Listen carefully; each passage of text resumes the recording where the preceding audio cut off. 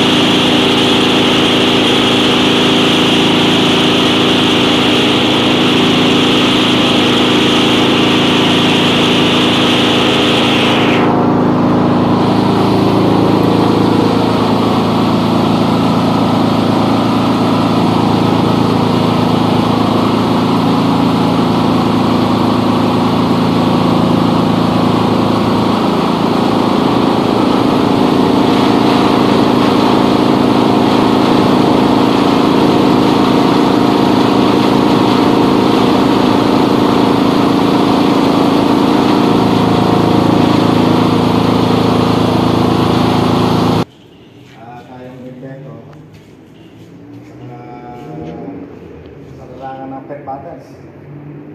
Kung binigosyo ka ng pet battles, iba, binibiyaya ka sa bere. Isang lang. Gano'ng karami yung pag binili mo, kaunti lang yun. Talo ka sa pre.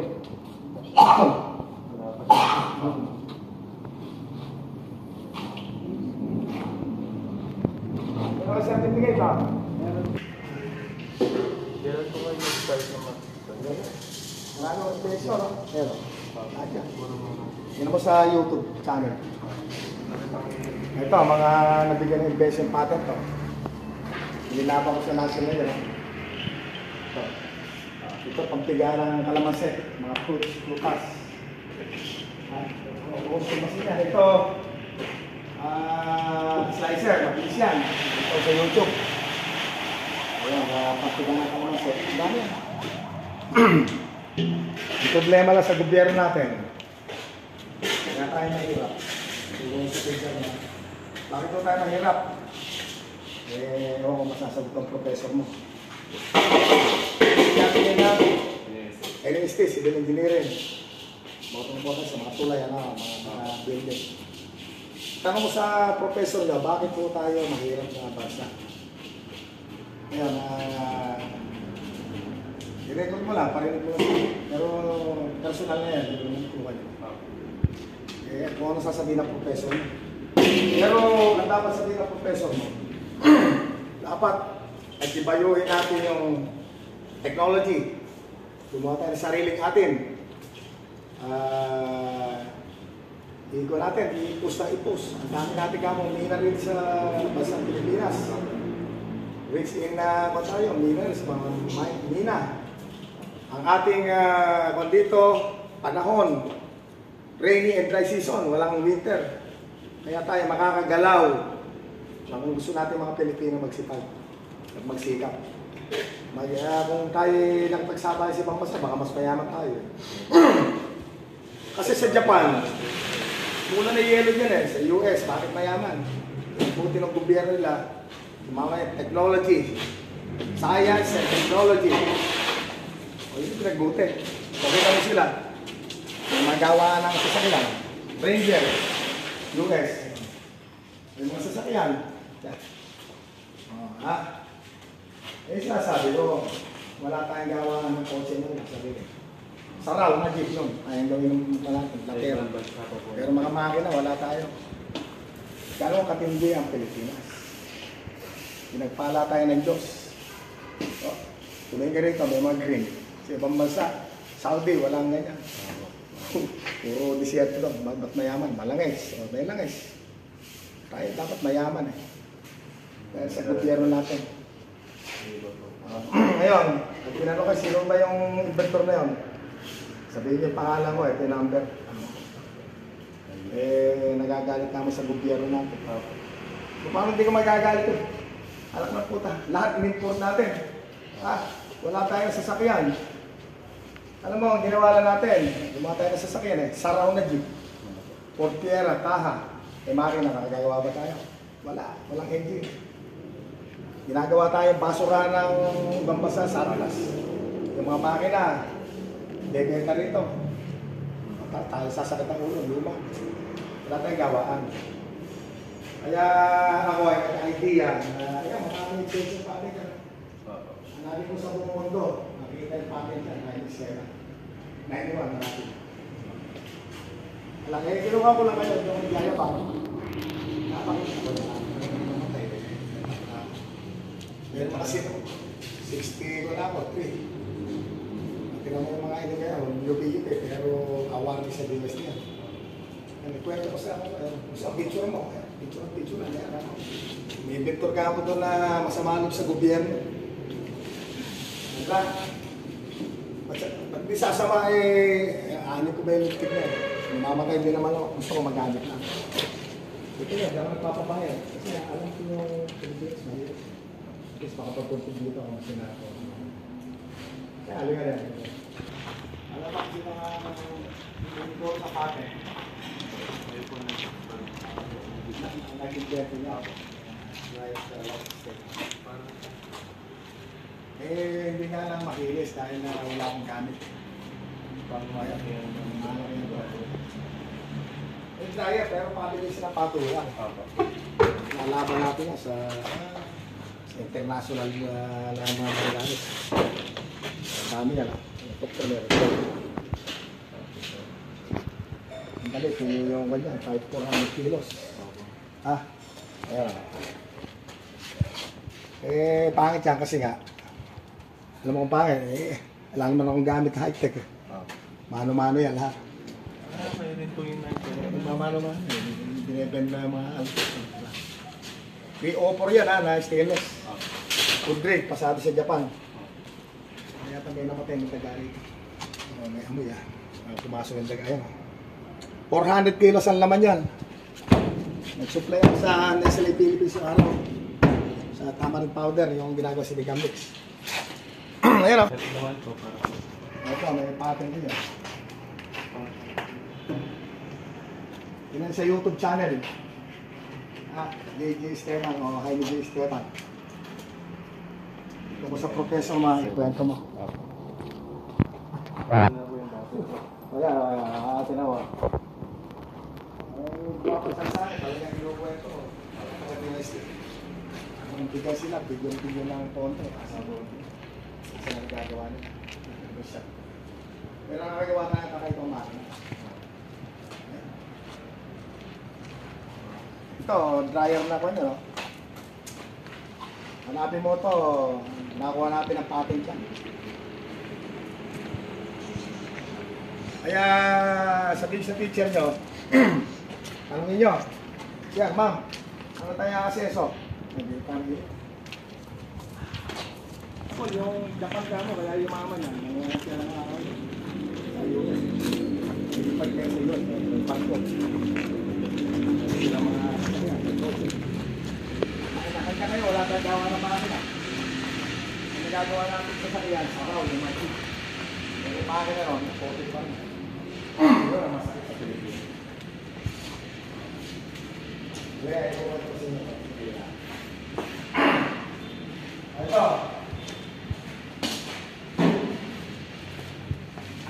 Nakuha natin ang patent dito sa buong mundo. Award ito sa BSC. Ito yung rotary dryer na ibang klaseng dryer. Pagpatak ito sa dulo, tuyo na. Hindi ikot yan. May mga heat exchanger yan na kukunin pa yung init ng heat exchanger, papasok ito sa sariwang hangin. Kaya napakatipid ito. Wala, hindi tayo ng gobyerno. Kaya lang. Ang mga maliit na dryer. Ito mga pulverizer. Ay juicer pala ito. Pulverizer ang simple. Hindi, kinuha ko lang kayo, hindi ako nagyayabang. Gusto ko lang imulat kayo mga estudyante. Kaya nga, hinahamon kayo, tanongin yung teacher niyo, professor niyo. Ano ba dapat natin gawin sa Pilipinas, sir, ma'am?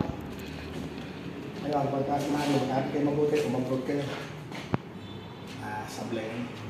Kinakailangan, dito tayo sa Pilipinas. Gawin natin yung makakaiba. Para may competitive tayo sa ibang bansa. Ganun ang ginawa ng ibang bansa. Nangungopia na yung hapon ng araw. Araw ng World War II. Kung araw pa. Pero nangopia sila, pero in-improve lang in-improve. Ang pinag-uusapan doon, technology pero pinag-uusapan, pinag-buti nila. Ito, hindi ko sasabihin, ang ginagamit ang Pilipino natin sa pagsasaka marami pa. Alam mo, sinasabi ng mga namumuno sa atin, bumili tayo marami kalabaw sa India, sa gano'n-gano'n. Gamitin natin sa pagsasaka. Mali yun. Magkahapon si Juan de la Cruz, Ana, Sandala Carraro. Paano tayo magiging competitive? Diba? Dito ka mag-video dito. Para makita na yung makina kung sakali susunod ng iba. Sinasabi ko lang, hindi ako galit sa kakuhan. Paano tayo magiging competitive? Okay, mga estudyante. Hindi ka magtago. Diba? Okay, yung mga sample na kayo estudyante, na dapat kayo yung mga sabi nga ni Sal, ang kabataan, pag-asa ng totoo yun. Yung mga matatanda, wala na. Tulad namin, ako, matanda na. Pero sabihin, humabot din ako ng konti, meron tayo nagawang mas sinakorting ambag, contribution sa ating bansa. Sa ibang bansa niyan, walang invasion pattern tayo na nakakaroon. Panorin sa YouTube. Panood kayo, tapos pagka nakapanood kayo, may bumibili. Alin nyo ito, bibigyan ka ng income. Bibigyan ka ng pusyente. Referral. Kasi ang mga bata, energetic kayo. May nangailangan mayor, hindi mo kilala yung mayor. Pero ang pangingin ng basura doon si Estela. Saan yun? Basta maganda ang kondisyon, sabihin mo na para kumagat. Ang kailangan ko kasi ngayon, hindi ko na kinakailangan yung buwan pakitain natin kung sino yung mga nakakatulong. Ganun talaga eh. O di naman corruption yun. Ako magbibigay eh. Bigyan ko lang. May masama nun. Tulungan nga ba? Kaya sinasabi ko, malapit na rin. Ito yan, natin ang patent kasi sa basura. Basura. Pinag-ilig. Kaya mo nga, mahalaga yung sinasabi ko. Makulit ako, pero full price. Supply ako sa lesson ng price ng slato. Supply ng pamalit ako. Kaya lang, mapatuto ko. Anyway, pagbatuhin nyo ang pag-aaral, yun ang basic eh. Matuto kayo sa basic muna. Ngayon, sa bandang huli, gumawa kayo ng kakaiba. Sabi ka lang nga. Pag namasukan kayo habang buhay, tandaan nyo, pension lang. Sige. Sige, ako na kayo mag-aaral pa eh. Sige.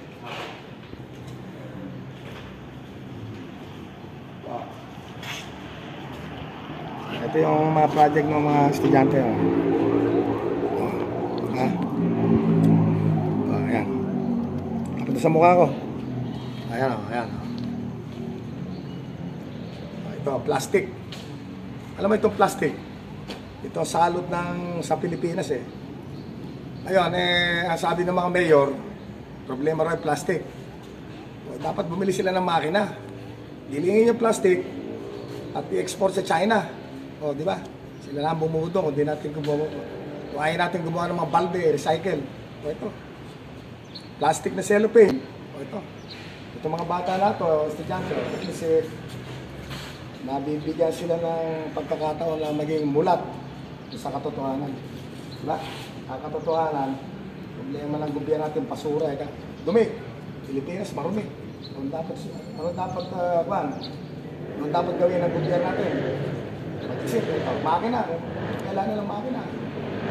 May makina pang plastic. Biodegradable, saka non-biodegradable. Ito, sa fertilizer yun. Malabubulok at hindi rin.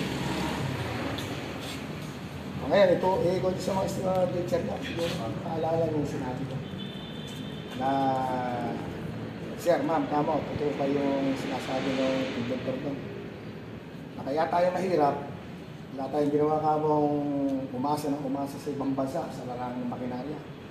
Hanggang ngayon kamo, wala tayong gawa ng engine. Sarili, tricycle, nagagawa natin, sidecar, yung motorsiklo. China pa rin. Kaya China, yung ayaman, naiiwa na tayo. Kwento sa professor. Sample na ito, ano lang. Sige ba?